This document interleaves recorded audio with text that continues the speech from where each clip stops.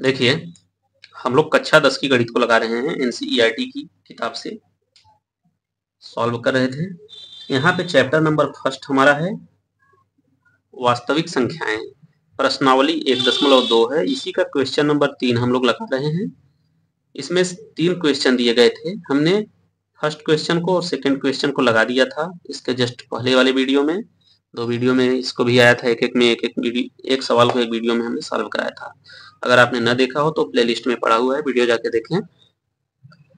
और फिर तीसरा क्वेश्चन हम लोग आज इस वीडियो में हम लोग लगाएंगे कि 6 प्लस करड़ी में 2, इसी को सिद्ध करना है कि यह अपरिमेय संख्या है। सिद्ध कीजिए कि निम्नलिखित संख्याएं अपरिमेय है, जिसमें यह भी है 6 प्लस करड़ी में 2 को सिद्ध करना है यह अपरिमेय है। तो इस तरह के सवाल को लगाने के लिए हम लोग सबसे पहले क्या करते हैं, हम लोग क्या करेंगे, सॉल्यूशन करने चल रहे हैं कि 6 प्लस करड़ी में 2 अपरिमेय है, सिद्ध करना है,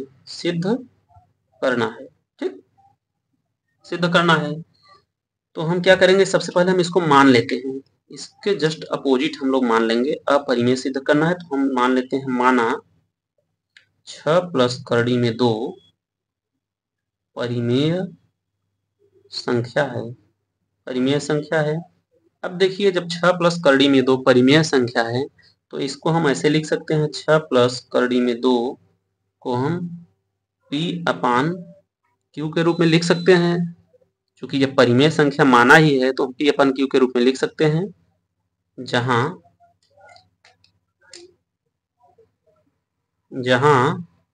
P, Q सह अभाज्य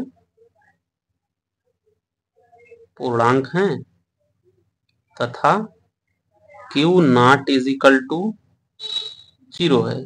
Q हमारा 0 के बराबर नहीं होना चाहिए। अगर Q 0 हो गया तो संख्या हमारी अपरिभाषित हो जाएगी, न तो परिमेय में रह जाएगी, न तो अपरिमेय में हम डिफाइन ही नहीं कर पाएंगे, ठीक। तो इसीलिए Q कभी 0 के बराबर नहीं होना चाहिए।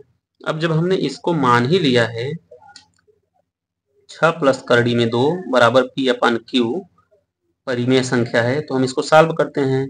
तो सॉल्व करेंगे तो करड़ी में 2 बराबर P अपान Q, यह जो प्लस 6 है इस तरफ आएगा तो -6 हो जाएगा।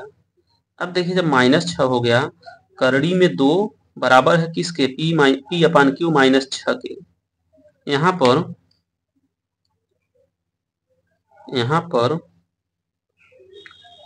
P अपान Q -6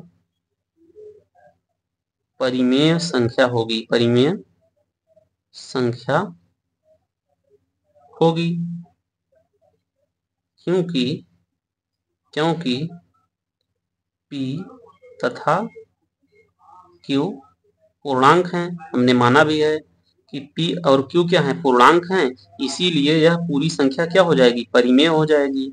जब परिमेय संख्या होगी, जबकि करड़ी में 2 के बराबर है, एक परिमेय संख्या एक अपरिमेय संख्या के बराबर हो रही है, यह विरोधाभास हो रहा है। जबकि हमें पता है करड़ी में 2 क्या है, अपरिमेय है। करड़ी में 2 अपरिमेय है, यह हमें मालूम है।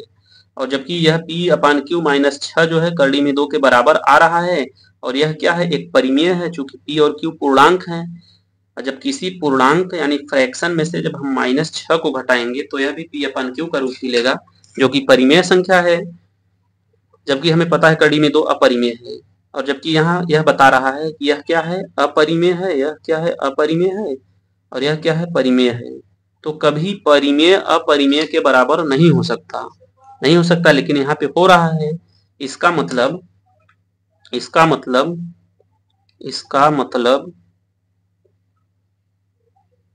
हमारा अनुमान